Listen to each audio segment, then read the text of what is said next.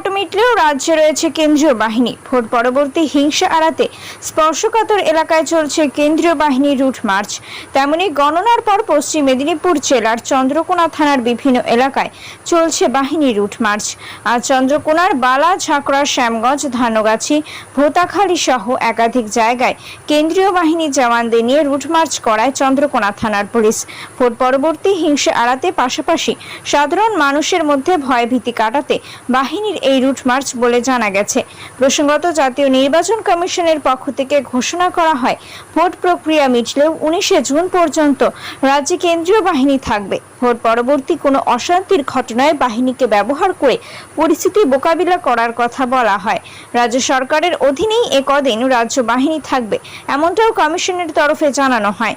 আরামবাগ লোকসভা কেন্দ্রের অন্তর্ভুক্ত চন্দ্রকোনা বিধানসভায় গণনার পর এখনো সেভাবে অশান্তির ঘটনা না ঘটলেও নিয়মিত বাহিনীকে দিয়ে রুট মার্চ করাচ্ছে চন্দ্রকোনা থানার পুলিশ। চন্দ্রকোনা থানা সূত্রে জানা যায়, ভোট পর্ব মিছিলেও থানার অধীনে রয়েছে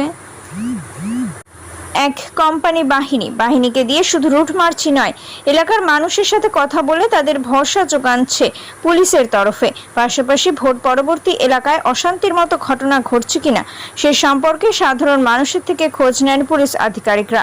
পশ্চিম মেদিনীপুর থেকে শান্তনু বর্ধনের রিপোর্ট, সুপারফাস্ট বাংলা। পুলিশ আসছিল, কি বললো? ওই জিজ্ঞাসাবাদ করলো, কি জিজ্ঞাসা করলো? যেখানে কোনো হচ্ছে না। মানে গণনার পর কোনো সমস্যা হচ্ছে কিনা?